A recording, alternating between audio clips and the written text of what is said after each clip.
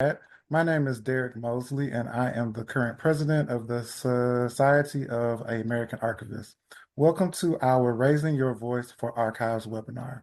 We're so excited that you could join us this day for this important topic during these important times.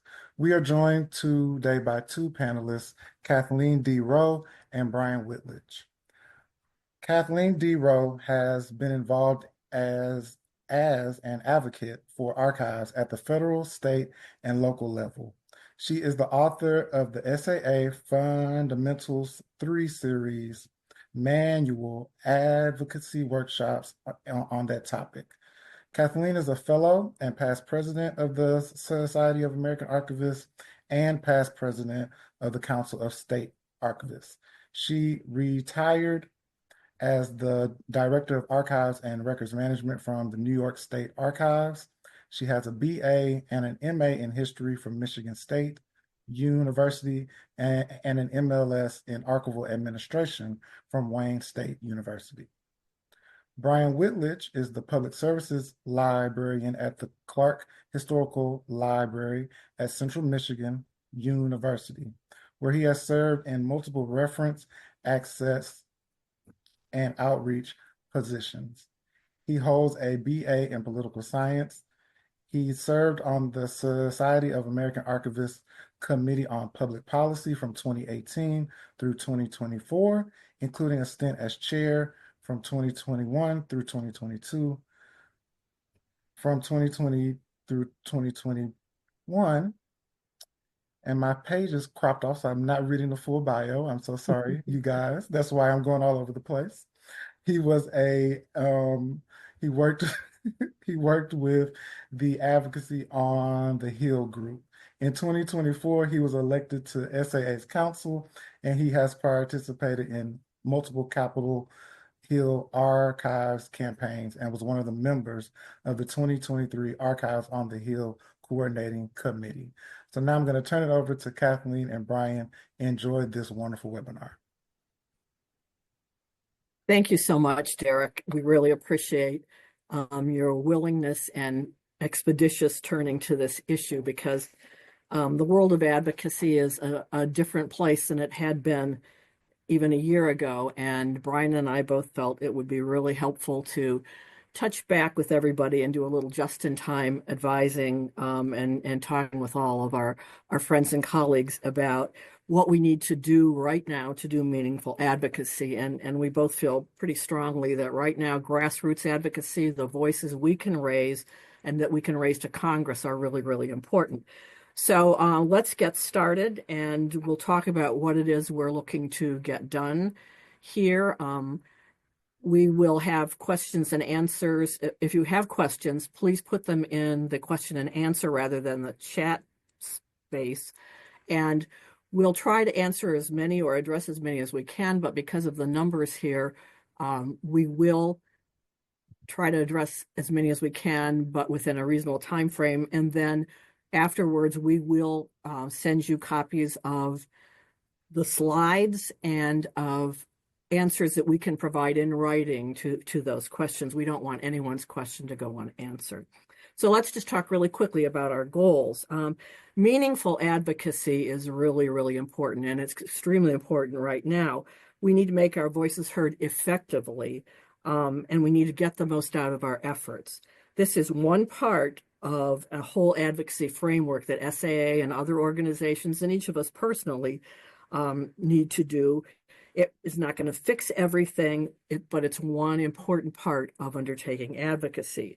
It's something we all can do about what's going on. We're primarily going to focus today on talking on how to reach out to members of Congress, that grassroots effort that's really important. And we will talk about some other options that are less known, or whether or how to get results. But most of all, we're going to talk about what each of us can do with our own voices, what you can do as an individual. There are other interest groups that are doing things. I'm sure you all well know that, and you can get involved with those efforts. But what we're going to talk about in this next hour is what you can do individually or with small groups of friends and colleagues. And what we're talking about is really current best practices that's moving so fast and morphing and shaping that what works right now may be different in 6 months. Maybe we'll come back and do an update or find some way to update all of you. But right now, we're trying to give you just in time and just right now information on what's going to work and how best to make your voice meaningfully heard. Okay, so let's go on and talk about. Oh, I'm sorry. I guess I skipped ahead. At the end of the program, we'll do the questions. And Brian, anything else you want to add to how we're going to handle it after we get done here? No, I think that should do it. Yeah, absolutely. And we're looking forward to not just sending questions, but also some other information that we provide you today that could be useful. Yeah, it's like I said, it's really a moving target. So we'll do the best we can to get to everything. Advocacy, by definition, not just in archives, but by definition to everybody who does advocacy seriously, is really giving a focused and purposeful message to a targeted audience in order to effect a positive change, in our case for archivists or archival institutions. This is not lobbying. What we're talking about is not, and if it comes to you and someone says, are you lobbying? We are not advocating that you lobby. We're advocating that you advocate. There is an IRS definition. If you're interested in what it is, you can look it up in the IRS, or you can check it out in our book on archives and awareness for advocacy and awareness for archivists, because there is a very, very clear definition of lobbying, and nothing that we're talking about today is going to legally constitute lobbying. You are an archivist, you're an employee, you may be a student. You need to clarify right now, and before you start doing anything, you need to clarify with your employer or with your institution what they consider an acceptable role. It will vary from place to place.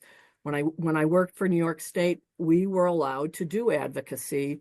We were allowed to refer to the New York State Archives as long as we did not go over into the world of lobbying. And I had good parameters given to me on what that is.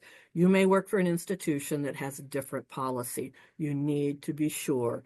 We would not like anyone to be reprimanded, get in trouble, run into difficulties. You need to speak with your managers, your organization, with your lawyers, whomever is necessary to ensure what parameters they are willing to have you do.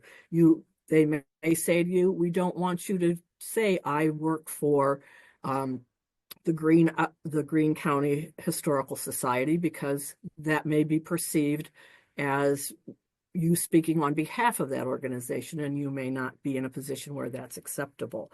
So you do need to find out what is an acceptable parameter for you. Be sure for your own safety that you get a clear reading. Should not be hard to do. If you have any concerns, again, you can contact Brian or I about how do you go, but who do I ask, whose authorization do I really need? If you are a member of an archival organization, if you're the chair of the preservation section of SAA, if you're chair of a local history organization, you need to similarly ask them, because again, in these days, you need to be sure that everyone is speaking in ways that are acceptable to your organization. The kind of speaking you should be able to do, and I would be really hopeful your organization doesn't say you can't, is you are a voter, you are a citizen, you are a resident, you are a taxpayer. In virtually every case I know of, we can all speak from our own voice. So just make sure that you don't, if your organization says, we don't want you to say you work for us, we don't want you referring to our organization, just make sure you don't do that. You can give archival examples that are not tagged to your institution. You can say, I am a voter in your district, I am a citizen, I am a taxpayer, I am a resident. And in most cases, as I said, I can't think of any case where people have been told they can't represent themselves as a citizen. And you can, but if there's any concern on your part, you can always get other people to get your message out. Hopefully we all have friends, relatives, people who will be willing to speak on our behalf if we feel we can't do it. But knowing what you can and cannot do is the first step. Please just be very sure that you know it's okay for you to be doing what you're doing. Even if it's limited, that doesn't mean your hands are tied. You can provide information. So please do that. But don't be concerned that you're going to get in trouble. As long as you've checked in advance, you'll know what you can and can't do. From there, we're going to, so knowing you can talk and knowing what parameters you have are important. Brian will talk to you a little bit more about who you should be contacting in Congress, because this is sometimes not so clear. Yeah. So when we are doing advocacy, it's most important to talk to those who have the power to make change. And right now, Congress is in a position to have power to make change. So we want to contact people in the House and in the Senate, but please do contact only those who represent you, or if you're working for an organization on behalf. Some people are going to live in one district and work in another, and they can represent their historical society. Then you may have two different members of Congress to talk to, as well as your two senators. And some people may cross state borders. Well, now you're dealing with 4 senators as well as 2 different members of Congress. So when you're doing that, make sure it's with those who represent you. Many times, those who don't represent you will call when you contact them, will ask for your zip code or address to verify that you are a constituent. If you are not a constituent, you will not be hung up on, but your information will not be taken as anything of value. So if you want to engage with somebody who isn't in your district, find somebody in that district who can engage for you, or use social media to target them and tag them, do things like that. But again, only work with those who represent you, because they see themselves as a representative of you, not a representative of others. In some cases, there are chairs of committees that have a special purview for a special niche, and archives is one of those niches. So there is a way to address chairs of committees about the message that would be relevant to them in terms of expertise, not just in terms of I'm a constituent who has something to say, but I'm an expert who has something to say. With those, you want to make sure that it's germane to the point in time, not just any time, but there is going to be a hearing on archives matters in front of the Oversight and Government Reform Committee in the House. That's the group that oversees the National Archives. Then it makes sense to contact the chair of that committee with your expertise. Until that point, it's not going to count much. So as you're doing as you're doing your advocacy, make sure you're actually following up with something that's meaningful. As Kathleen mentioned in the beginning, this is about meaningful advocacy and using your effort wisely. For a lot of areas now, we're finding that state legislators have some power to push on their federal colleagues. So if you have documented impact at the local level, please do contact your state legislators. We're seeing things such as state level humanities councils have received cancellation notices about the NEH grants that are passed through to them. You now have a documented case of a state level humanities program that was cut by the budget cuts at the federal level affecting states. So talk about that. Those legislators at the local level can help you. But again, in the local level, only contact those in your district. Don't go outside of your state level legislators to speak to those who don't represent you, because again, your voice doesn't matter to them. You're not their voter or their taxpayer. You are somebody from another district. And we'll talk about it over and over again. Get somebody you know to join in with you if that's how you want to go. When it comes to other options, there are some other options for advocacy that the waters are currently being tested, and we don't really know a lot about it, but we're finding out more. So when it comes to lawsuits, the U.S. legal system is really complex. It's a costly arena to enter. There's a barrier to entry that is knowledge of the system. And so we would never encourage archivists to use their limited resources, limited time to try to learn this if you don't already know it. But if you are interested in supporting lawsuits, find out who is behind the lawsuit. And if it's a nonprofit, you can consider how you might support them. If it is a state's attorney general, you can consider sending a message of support to that office. And it may seem hokey, but a real morale booster for those offices that are bringing lawsuits. So a quick note of appreciation from a member of a profession can mean a lot to those individuals in the state's attorney general's offices.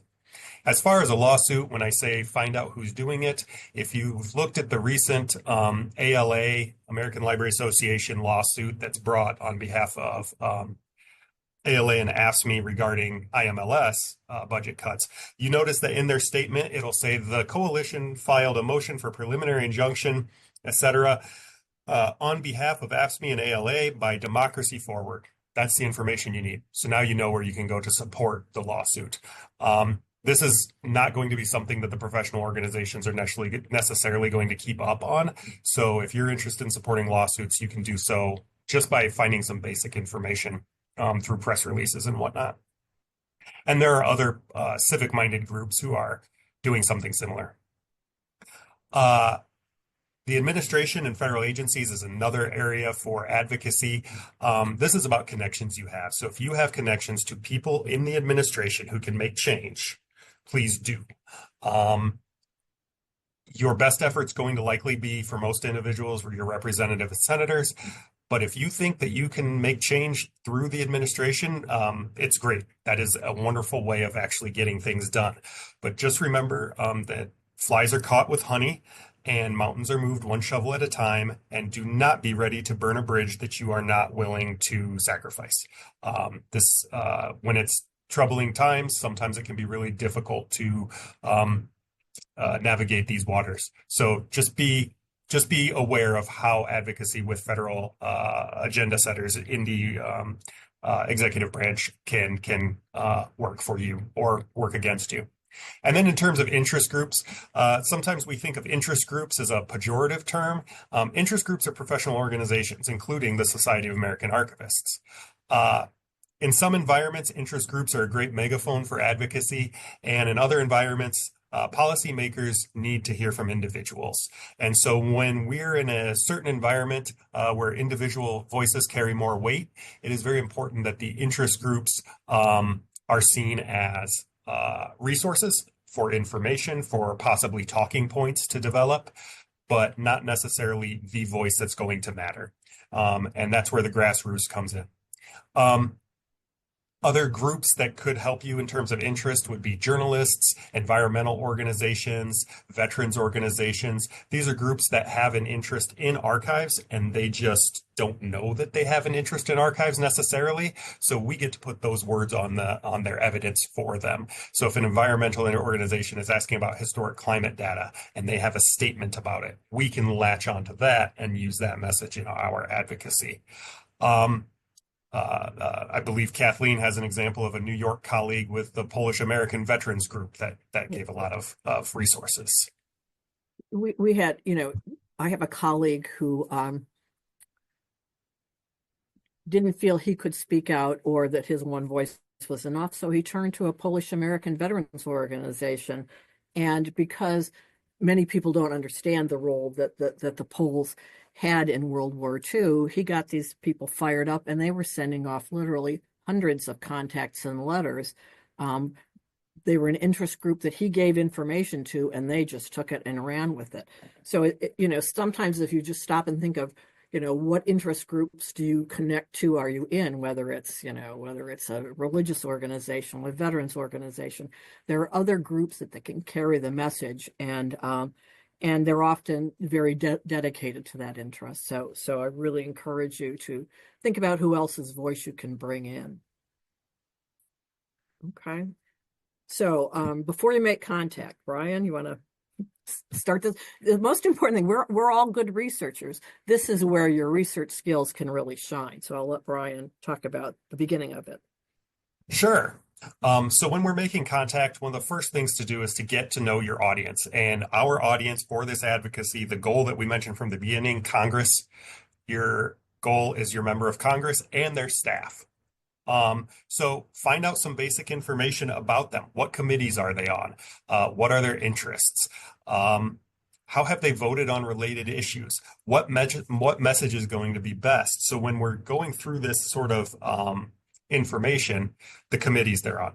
If you are dealing with a member of the House and they are on the Armed Services Committee, and they in their bio they tout their military record, and in the past you've noticed that they voted in favor of the amendments to cut the budget to the National Endowment for the Humanities, you have one message that's going to be crafted quite a bit differently from somebody who might be on the Congressional K-12 Education Caucus, who happens to be somebody who's voted against those amendments repeatedly over the past 6 years.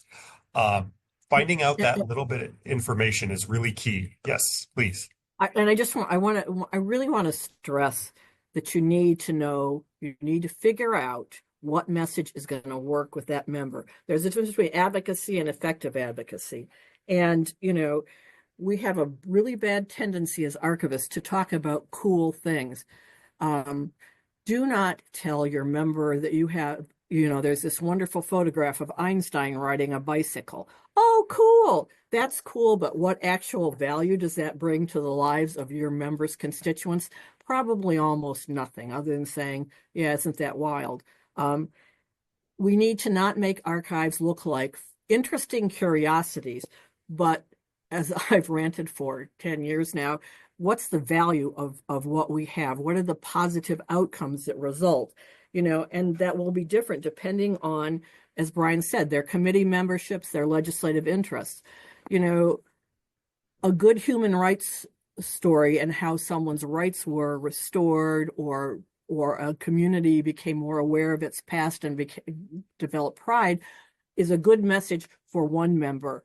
For another member, that's the last thing they're looking for. They want to hear that a police department was able to defend itself in a legal case because they found the records in the archives that proved that they had done their due diligence, or that a school board was able to settle boundary lines based on records from the past, or for environmentalists that, when in Georgia, when they wanted to reforest the American chestnut after the blight, the historic maps showed them where the chestnuts had flourished in the past. You need to tailor your message. Too many of us think, oh, I'm just going to call up and talk because it'll just fly off my tongue.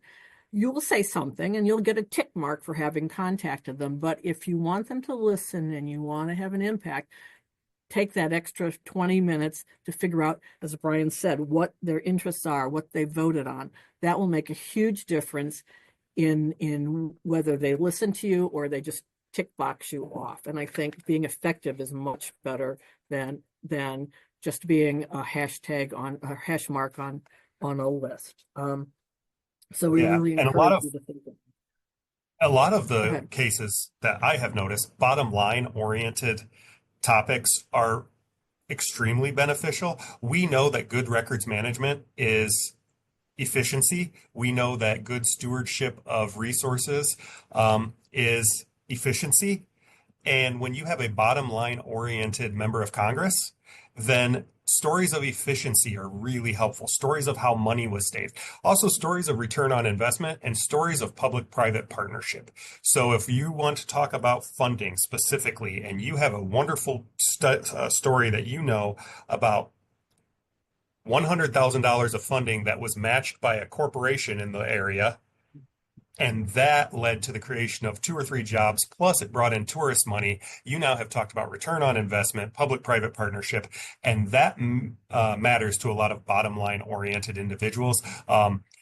Kathleen always has a great story about a sign where it says, "Show me the data," and all of a sudden, the entire message is only about numbers and data and hard facts, because as you mentioned, Kathleen, the humanitarian story isn't going to work with that individual. They need numbers.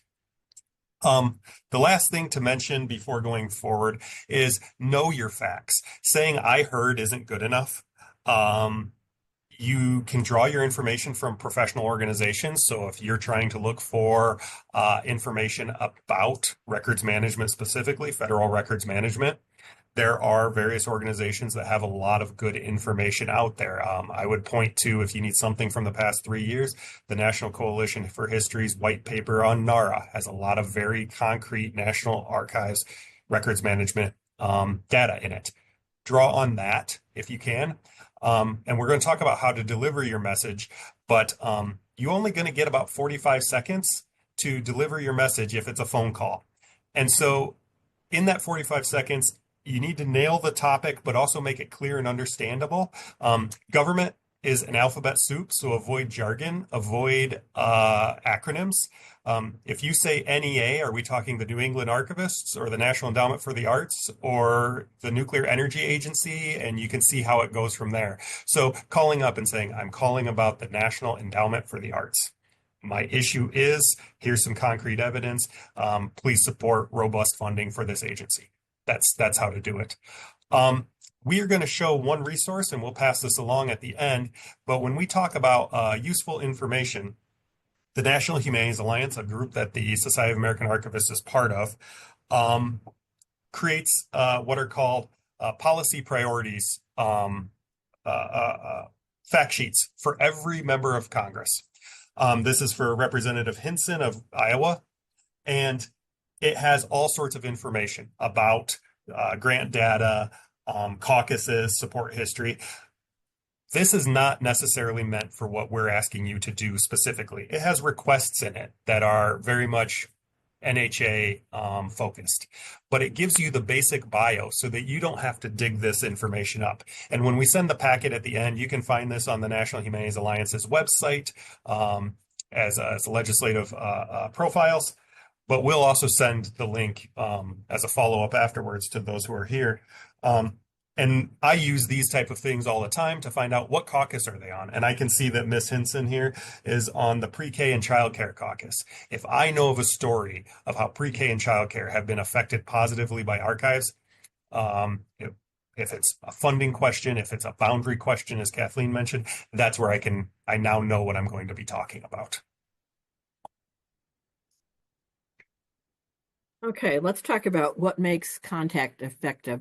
Grassroots, as we've said probably more times than you want to hear, but we will say again, right now, grassroots advocacy matters more at this time. This is where you can have more effect. We're going to talk about 4 basic approaches: phone calls, email, using social media, and making visits.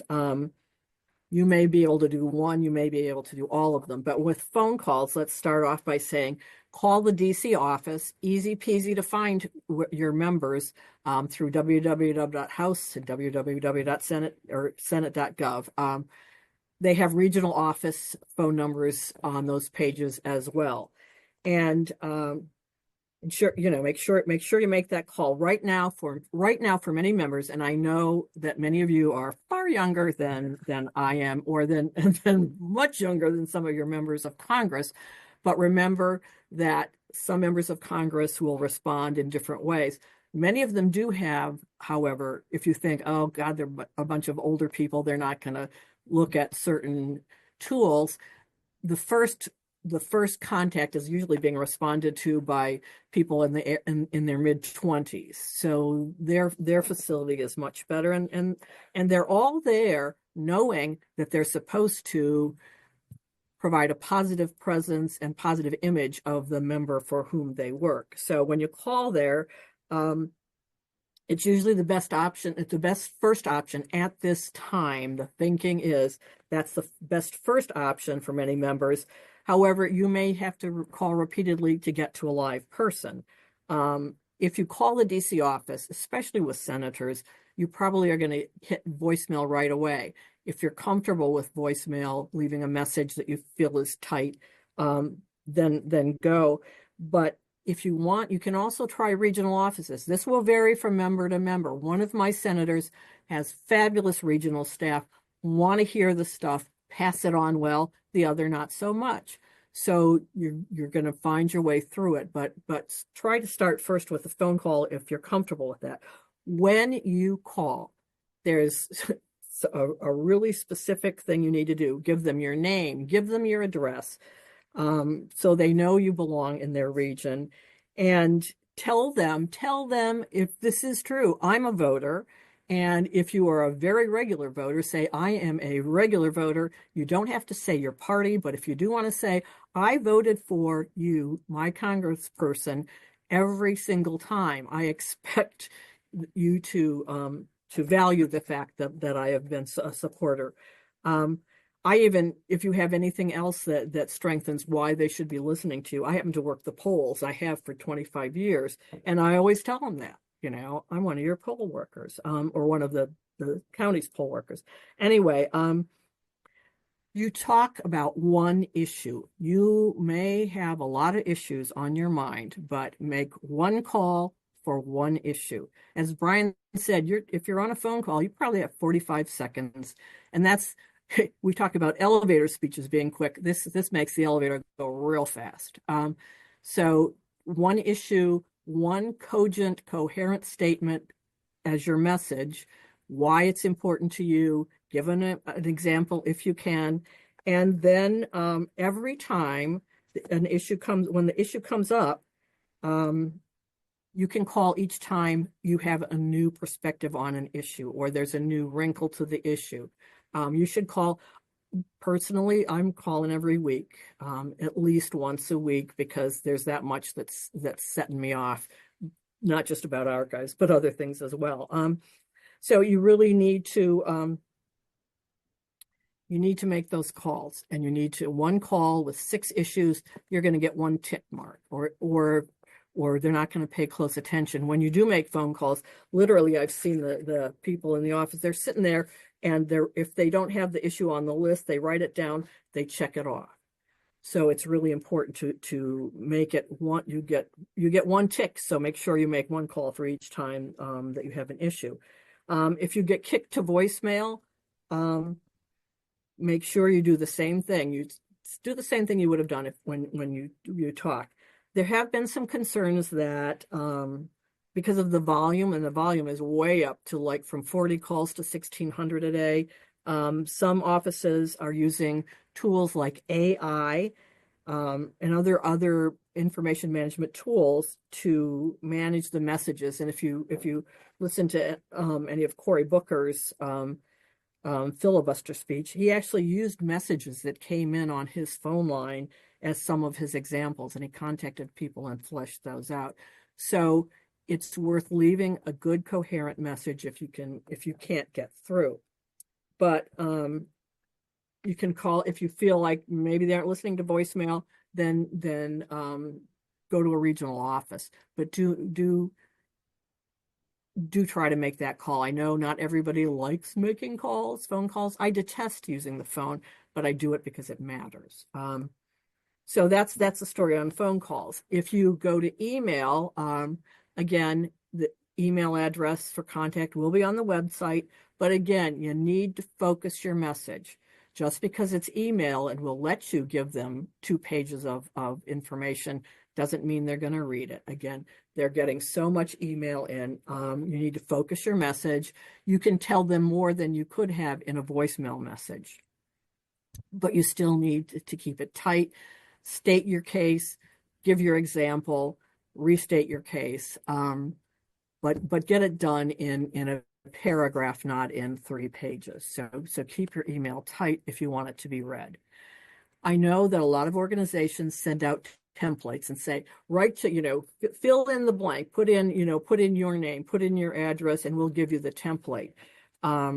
Frankly, everybody knows when that happens. Those templates, by the 10th time the staff have seen that, they are less likely to read your message because it's just the same template they've seen 10 times. So I would really encourage you might take those templates and see, are there any germane points you want to make from them, but don't use them as a general rule. They're pretty quickly sniffed out, and they don't carry the weight of a well-crafted message by a constituent, okay? But use it if you can, if you feel that that's useful. You may even want to ask the members' staff, what's the best way for me to get the message to you? What will you listen to more? Phone call, email? It's good to know. And frankly, my congressman's staff person told me what was better, what he thought would get more attention from the members. So, they're your member. They work for you. You can ask those questions. Okay. And what did your the member say was best? That's my member said, put in the phone call. He liked the phone call, and I'm almost on first name basis now with the kid. He knows, or I shouldn't call him the kid, the young man who's quite often there, but he was very honest about it. He said, he doesn't look at email as much. So, but it may be completely different in somebody else's office. Don't go on my member. Yes, and that takes us to the social media one, because right now this is the most untested for what we are talking about. Some members, most all members will definitely have a Facebook. They have an X account and likely a Blue Sky account. We're seeing a lot of Instagram, TikTok, a lot of Substack. Some have Snapchat. Some members are very big on it, and others, it's Facebook to announce that there's a local town hall or that there's a local veterans job fair, and it's Twitter to share links and Blue Sky to share links to news stories about them. We aren't hearing a lot about what's the best about how they're being monitored for counts. We know that some people point to likes. Kathleen has mentioned Cory Booker's marathon speech. He pointed to the likes as evidence. We don't know that he engaged with those likes, but we know he pointed to it as evidence that his speech was popular. So if you want to help contribute to that sort of a thing, if it's a massive thing, that you may be able to do that. As Kathleen says, the best way is to contact the member. And if you find out that the member gets every single Facebook comment, then make sure that you use those Facebook comments. If you find out that it's a phone call, then it's a phone call. No matter what, you can share what you do on Facebook. You can share it with those interest groups. You can share it with your small groups of your affiliated individuals. The goal is to get the information out there when it matters. And we've talked about it. We are a niche. Archives are a niche. People don't really know exactly what we're up to all the time, but they do love us. And so when you have a point that's germane to them, make that point. Did you know that cutting off this resource is going to impact the local historical society? Call up your friends. They love the local historical society, and get them to make that phone call so that they can support it. So that's the untested one. The most tried and true, but one that probably has one of the bigger barriers to entry, is a live visit. So a live visit, often in the office, but we're also seeing a lot of virtual visits. There isn't an office that has backslid since the COVID-19 quarantine, where they were doing everything virtually. Offices haven't gone back to only in person. They actually do like the virtual meeting. It is extremely effective in conveying a message. You get more than 45 seconds. You're going to have a conversation. But you have to schedule them. They're not just drop-in. So you schedule it to find out if there's a staffer. You likely will not talk with the member themselves. You'll talk to a staff member.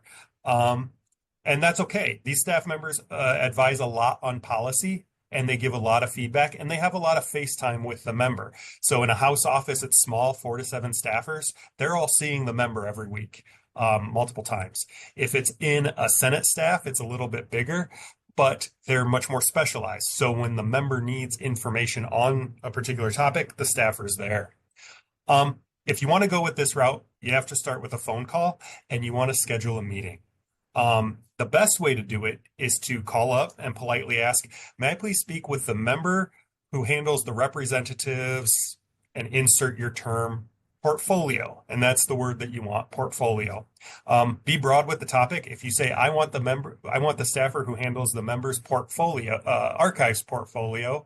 Remember, there's only 5 staff in a representative's office, and not one of them is dedicated only to archives. They are dedicated to big things like healthcare or education or environment. So make sure that you're saying something that resonates. Maybe it's I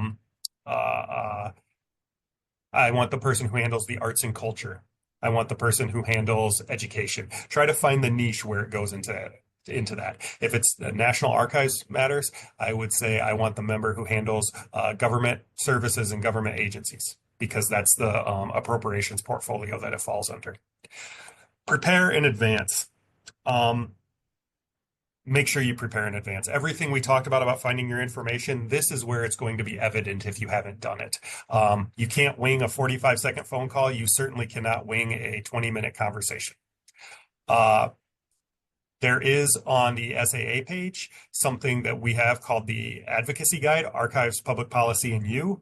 Click on that. It's a 30-page document with a lot of information about how to handle a meeting. I mentioned the National Humanities Alliance. Their website has an entire set of mock scripts, mock information, how to prepare for your visit. As much as it's preparing for an in-person visit, it is also of use for virtual visits and district visits. You can make a visit to your local office. It's going to be a district member who handles constituent services, things like federal burials, military burials, or Social Security inquiries, things like that. But they still take those messages, they get the information, and they do pass it along. When you do the visit,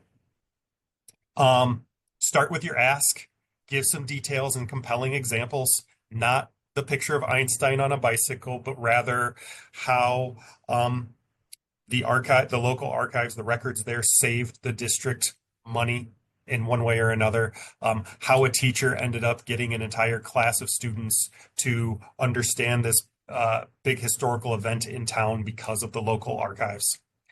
And then state your ask again. I would like the senator to remember, as we go forward with appropriations, that archives are vitally important, and the budgets, the federal programs that support archives, NEH, IMLS, those are greatly important to our district, to our state. So please do support that type of an example. When you're doing a virtual visit, remember, they can't see your notes in front of you, so take as many notes as you want. Have a big slip of paper with all the evidence you need. They can't see it. And if you're making an in-person visit, have a folder. And when you open it, all your notes are in there. Do be prepared. The last thing that I'll mention is these staffers are getting a lot of pressure and stress nowadays. Kathleen mentioned 1,600 phone calls in offices. They don't have many pleasant days. So if you can be pleasant and be nice, that's going to go a long way. You're going to be remembered, and that's a good thing. So don't go in fired up, ready to browbeat anybody. Go in pleasant, go in kind. They'll remember you with a lot of goodwill. And the final thing to mention is, who are you going to take along with you? If you've never done it and you'd like somebody to help you out, please email the Society of American Archivists. That email will get routed to the right people who will volunteer to tag along with you to a virtual visit. Maybe you're not the right one to deliver the message. You have the angle you want to take is about veterans records, and you know a veteran who in your district who had that experience. Ask that veteran if they'll show up with you to the virtual visit or to the district office and talk about how that records request changed their life. These are really important things to do as you consider it. All of it is strategic. It's all about making the best impact you can when you do. And if you decide you're going to do a live visit and you want some advice, would you look over my script? Would you look over the points? Would you look over the handout I'm going to leave behind? Don't hesitate to ask. This is so important, and archives is a very supportive, I've always found a very supportive community. Somebody will help you. Somebody will look at it. Just reach out and let us know if there's any way we can help you out. And, as Brian has said, live visits, you can make a live visit in the region. If you don't, if they don't want to do Zoom, you don't want to try to get to DC, regional visits are good too. The regional staff are so anxious to help because they feel like they're out in the outskirts that they'll use the information and expect 10 to 15 minutes. And if you get more than that, you can count yourself as having done a heck of a good job. But it's really, really important to find one of those ways to really reach out to your member. I know it sounds like a lot when you look at it from the outside, but let's just talk for a few minutes about other reasons why you should be doing it. or considerations in what you should do. It's important to do it. I can't stress that enough. I once had somebody say to me, you shouldn't tell people they should do something because it's a good thing to do. You have to give them some practical outcome. Do you want there to be funding for archival programs now and in 20 years? Do you want to keep your own job? Do you honestly believe that what you do has value? If you do, you really need to do this. A really important factor right now, because there are so many issues coming at us so fast, is timeliness. As soon as the issue comes up, make contact. You can't wait 3 or 4 days. It'll be off the table and there'll be something else brewing. So you really need to be timely.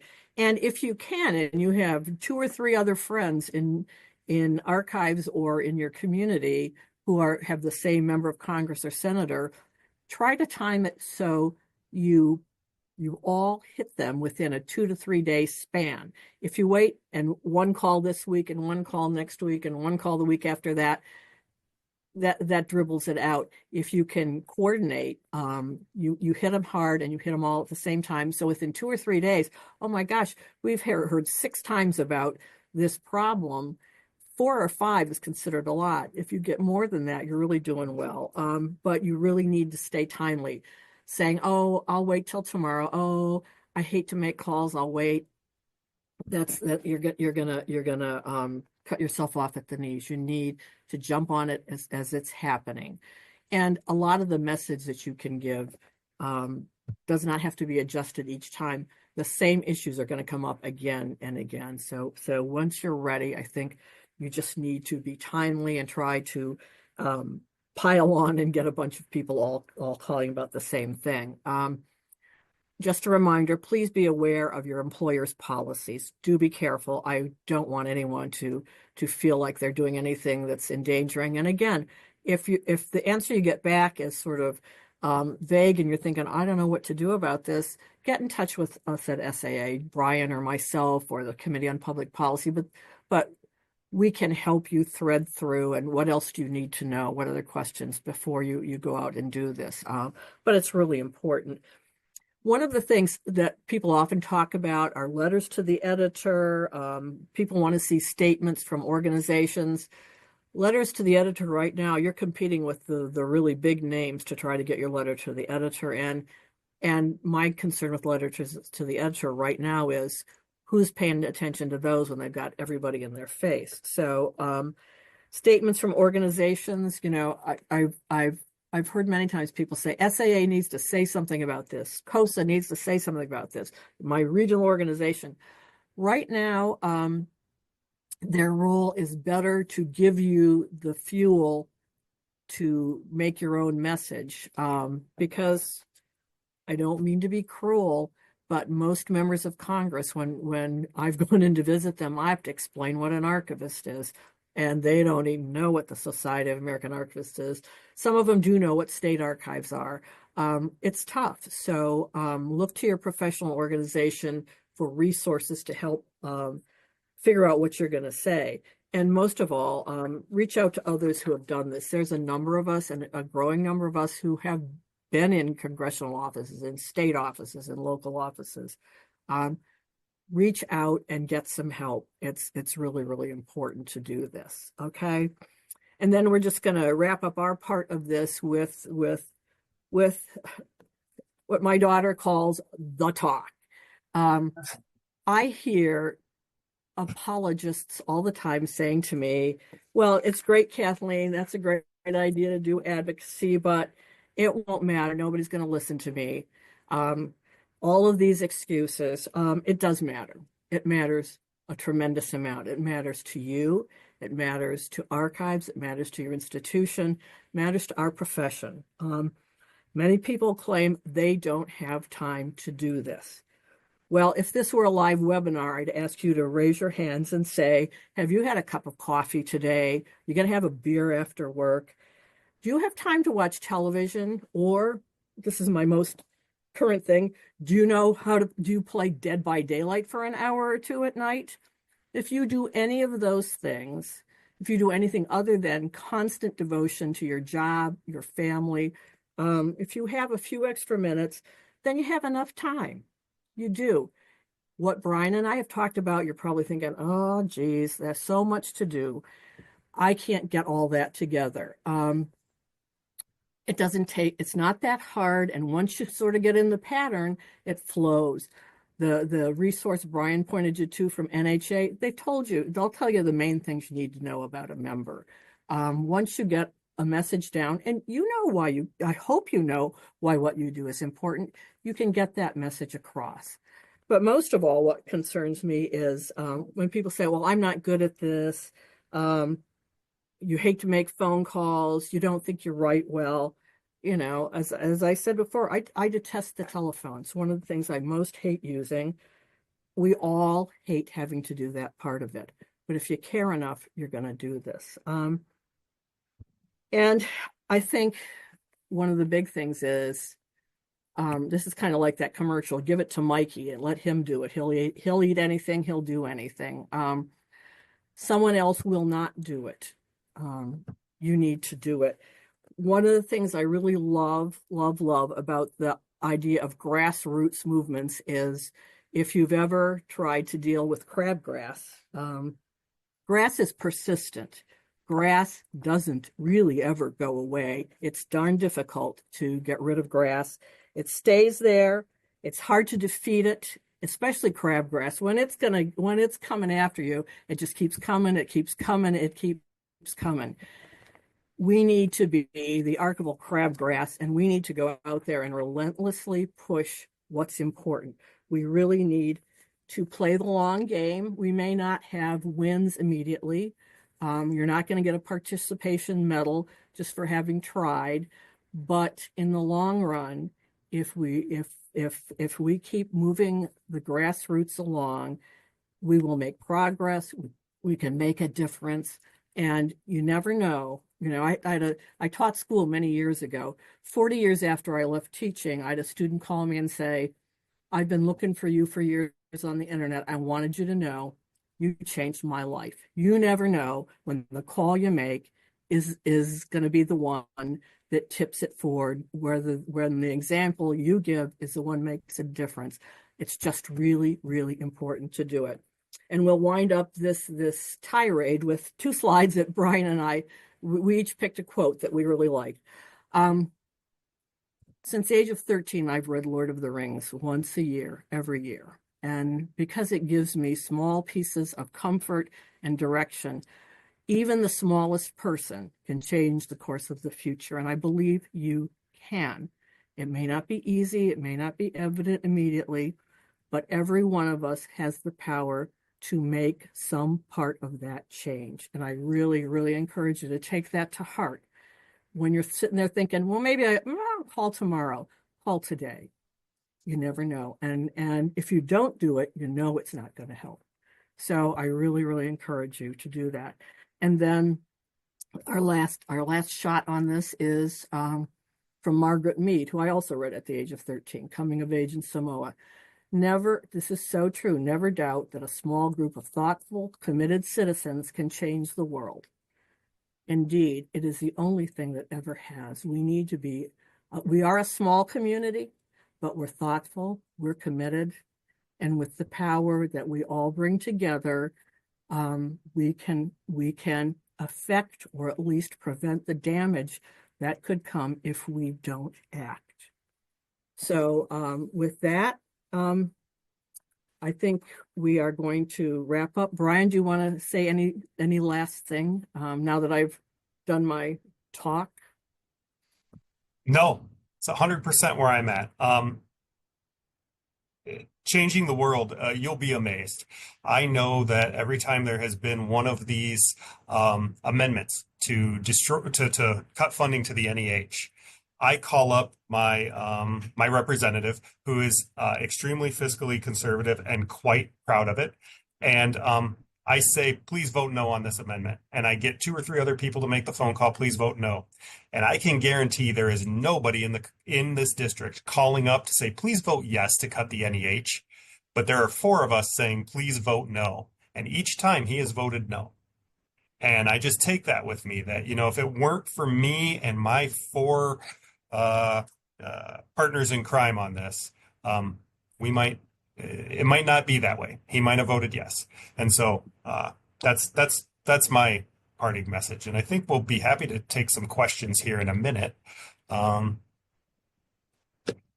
We'll go from there. The last thing, very last thing I want to do is to again express our appreciation, especially to Derek Mosley, who is a champion. Who, when we offered to do this, and said, "But Derek, we want to do it fast. We want to do it as quick as possible, because people need to know this right now." Derek stepped up while being employed, taking over as president of SAA and dealing with a myriad of things. He stepped up to the plate.